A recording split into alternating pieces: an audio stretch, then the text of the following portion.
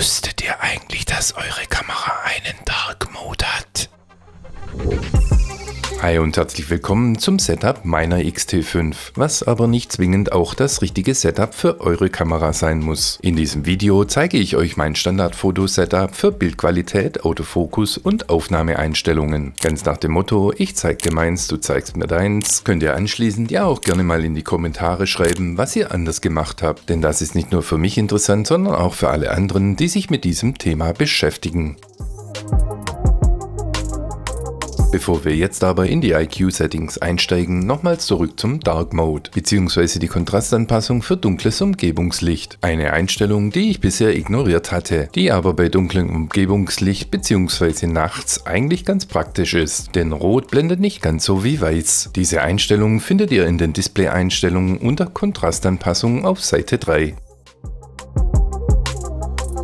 In den IQ-Settings findet man alles, was mit Bildqualität, Farbe und den Tonwerten zu tun hat. Die Einstellungen, die man hier vornimmt, können später auf bis zu 7 unterschiedlichen Speicherplätzen abgespeichert werden. Bei Bildgröße kann man nicht nur das Seitenverhältnis ändern, sondern auch die Bildgröße in Pixeln und damit auch den Speicherbedarf bzw. die Dateigröße. Wer also die vollen 40 Megapixel des Sensors nicht nutzen möchte, der kann das Ganze auch auf S stellen. Bei mir steht das Ganze immer auf Large im 3:2 Format. Bei Bildqualität hat man die Möglichkeit, das spätere Dateiformat der Aufnahmen zu bestimmen. Fine und Normal steht für JPEG und RAW für RAW. Ich nutze hier grundsätzlich Fine und RAW. Damit habe ich dann zum JPEG immer noch eine RAW-Datei. Bei RAW-Aufnahme habe ich mich für den Mittelweg entschieden, die verlustfreie Kompression. Damit reduziert sich zumindest mal die Dateigröße von 60 MB auf 40 MB. Und JPEG bleibt bei mir JPEG, solange noch nicht alle Programme das neue Format verarbeiten können. Mit der neuen Sensorgeneration bietet Fuji jetzt insgesamt 19 Filmsimulationen an. In meinem Grund- bzw. Standard-Setup nutze ich meistens den Provia. Oder heißt es Provia? Egal, in vielen Situationen entscheide ich mich erst später. Entweder in Lightroom oder in Fujifilm X4 Studio. Es sei denn, ich nehme die Bilder gleich mit einem bestimmten Recipe auf. Aber dazu hatte ich ja auch erst 2 Videos gemacht.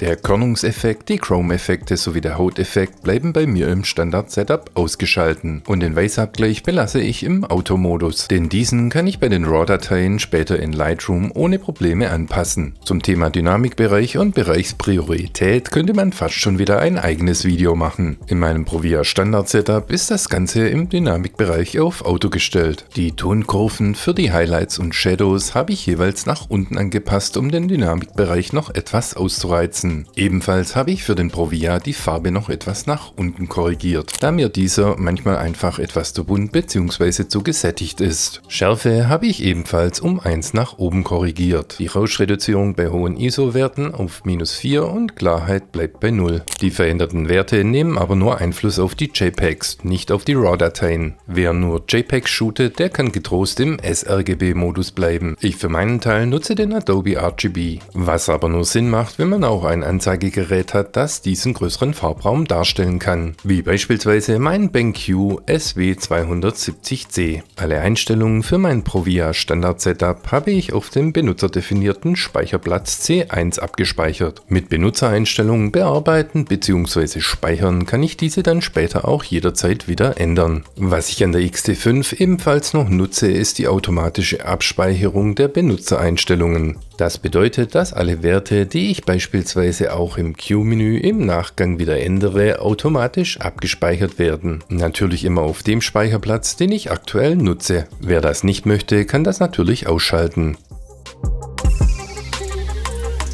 Die Einstellungen für den Autofokus sowie für den manuellen Fokus sind in meinem Standard-Setup recht simpel gehalten. Am Fokussierbereich habe ich nichts geändert und der AF-Modus ist bei mir grundsätzlich auf All geschalten. Durch einen Klick auf den Joystick und das Drehen des hinteren Einstellrades habe ich jederzeit die Möglichkeit, den AF-Mode zu wechseln. Von daher sehe ich momentan absolut keinen Grund, mich hier auf einen der AF-Mode festzulegen. Bei den benutzerdefinierten Einstellungen für den AFC switche ich derzeit zwischen Nummer 2 und Nummer 3, wobei ich mich beim Thema Streetfotografie eher auf Nummer 3 verlasse. Wenn ihr hier noch eine bessere Lösung habt, dann schreibt bitte mal in die Kommentare. Was ich in diesem Bereich ebenfalls noch aktiviert habe, ist das Scrollen des Fokuspunktes. Mit dieser Einstellung kann man den Fokuspunkt über den Bildrand hinaus bewegen, sodass er auf der anderen Seite wieder erscheint. In all meinen Setups nutze ich auch die höhere Anzahl der Fokussierpunkte, also 425 statt 117. Damit kann man wesentlich genauer den Fokuspunkt dahin setzen, wo man ihn haben möchte. Das dauerhafte Fokussieren durch die Einstellung Pre-AF habe ich ebenfalls deaktiviert, denn das kostet nur unnötig Energie. Das Hilfslicht, die Erkennungsprogramme sowie AF und MF sind bei mir meistens deaktiviert. Was aber meistens aktiviert ist, ist die Fokuskontrolle. So kann ich jederzeit durch das Drücken des hinteren Einstellrades mal kurz den Fokus checken. Die Belichtungssperre misst die Belichtung des aktuellen Fokuspunktes, aber nur in den Modi Mehrfeld und Spot. Befindet man sich im manuellen Fokusmodus, so kann man entscheiden, ob die AF-On-Taste den Single-Autofokus oder den kontinuierlichen Autofokus benutzt. Die Einstellung für die Tiefenschärfen-Skala bleibt bei mir auf Pixel und die Priorität beim Auslösen bleibt bei mir sowohl im AFS als auch im AFC auf Fokus. Denn unscharfe Bilder bringen mir ja nichts. Die Bereichsbegrenzung sowie den Touchscreen-Modus nutze ich eher selten und deshalb ist er meistens ausgeschalten.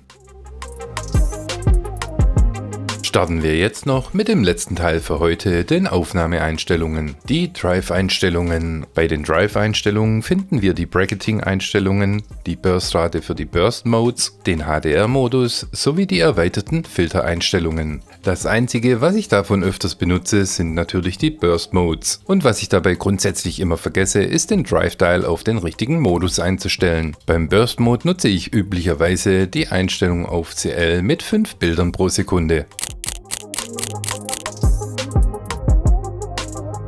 Was ich ebenfalls hin und wieder nutze und ganz praktisch finde, ist der Sportsucher-Modus. Mit dem Sportsucher-Modus wird aus der eigentlichen Aufnahme herausgecroppt, sodass man auch im Sucher oder auf dem Display sehen kann, wenn sich von links, rechts, oben oder unten etwas in das Bild hinein bewegt, beziehungsweise in den Aufnahmebereich. Dieser Modus funktioniert aber nur mit dem mechanischen Verschluss, ist aber ganz praktisch für die Sportfotografie und auch für die Streetfotografie. In der Regel nutze ich bei der Belichtungsmessung die Mehrfeldmessung, hin und wieder für High-Contrast-Aufnahmen aber auch die Spotmessung.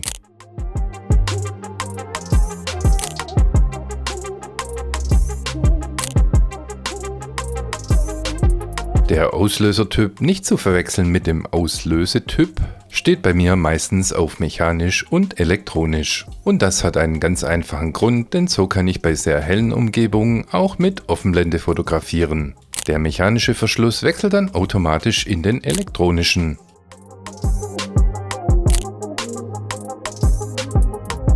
Den Bildstabilisierungsmodus habe ich immer noch auf dauerhaft gestellt. Da ich so gut wie alles aus der Hand aufnehme, auch bei schlechtem Umgebungslicht bzw. nachts, werde ich diesen auch vorerst eingeschalten lassen.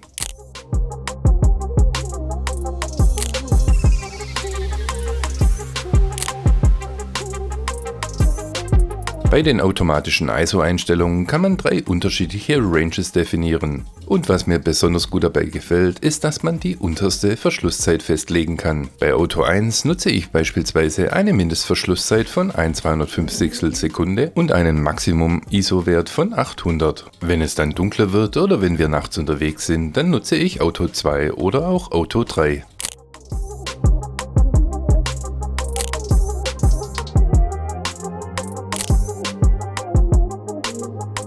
Um die ISO-Range schnell zu wechseln, habe ich mir das Ganze auf den nach unten Button an der Kamera programmiert. Den digitalen Telekonverter sowie die Mehrfachbelichtung habe ich bisher noch nicht getestet und Pixel Shift Multi-Aufnahme ebenso wenig. Wie ihr vielleicht bemerkt habt, habe ich einige Punkte ausgelassen. Der Grund dafür ist relativ einfach. Entweder ich brauche diese Funktion nicht oder ich habe sie auf Standard belassen. Und damit seid ihr jetzt an der Reihe. Wenn ihr also noch Funktionen benutzt, die besonders praktisch sind, dann schreibt bitte mal in die Kommentare. Und natürlich auch bei allen anderen Fragen oder Anmerkungen. In der Videobeschreibung findet ihr noch einen Link zur deutschen Bedienungsanleitung sowie einen Link zu einem Handbuch, das Mitte Mai erscheint. Bei Interesse würde ich vielleicht auch noch ein Video zum Button-Setup sowie zu den Grundeinstellungen machen.